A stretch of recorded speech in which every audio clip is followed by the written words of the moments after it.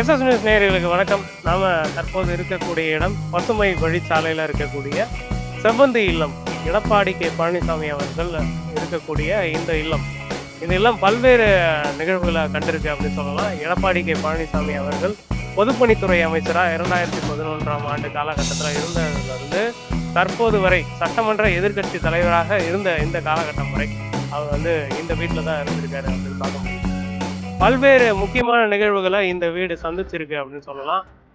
ஜெயலலிதா அவர்கள் மறைவுக்கு பிறகாக OPS EPS இந்த 2 அணிகள் பிரிந்து யாருக்கு ஆதரவு அப்படின்ற ஒரு சூழல்லாம் நிகழ்ந்த அந்த காலகட்டத்தில் இந்த வீடு பார்த்துருக்கு அப்படின்னு சொல்லலாம்.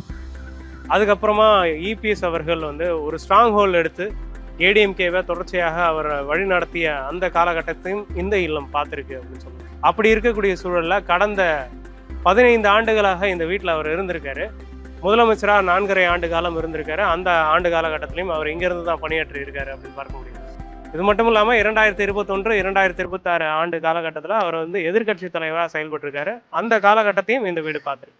அதிமுகவில் 2 பிரிவுகளாக எம்எல்ஏக்கள் செயல்பட்டு வந்த நிலையில யார் இபிஎஸ் பக்கத்தில் இருக்காங்க, யார் எஸ்பி வேலுமணி சிவி சண்முகம் அவங்க தரப்புல இருக்காங்க அப்படின்ற கேள்வியெல்லாம் எழுந்த நிலையில அப்படியெல்லாம் ஒரு சிக்கல்கள் இருந்த அந்த காலகட்டத்தையும் இந்த வீடு பார்த்துருக்கு அப்படின்னு சொல்லி தொடர்ச்சியாக பல்வேறு சட்டமன்ற உறுப்பினர்கள் எடப்பாடி கே பழனிசாமி அவர்களை பல்வேறு சிக்கல்களுக்கு பிறகு சந்திச்சு அவங்க இந்த கேம்ப்ல இருக்காங்க அப்படின்றத உறுதிப்படுத்தி இருந்தாங்க.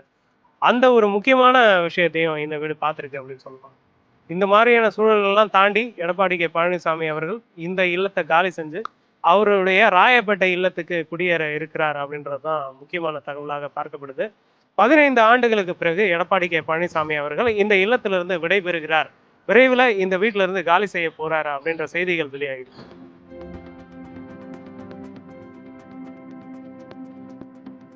ராயப்பேட்டையில் இருக்கக்கூடிய எடப்பாடி கே பழனிசாமி அவர்களுடைய இல்லத்துக்கு முன்பாக தான் இருக்கும்.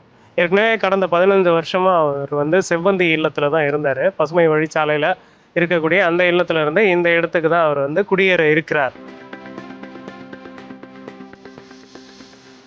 இனி வரும் காலங்களில் எடப்பாடி கே பழனிசாமி ராயப்பேட்டை இல்லத்திலிருந்து எப்படி செயல்பட போகிறார், அஇஅதிமுகவை எப்படி கொண்டு செல்ல போகிறார் அப்படின்றதெல்லாம் பொறுத்து பார்க்கலாம்.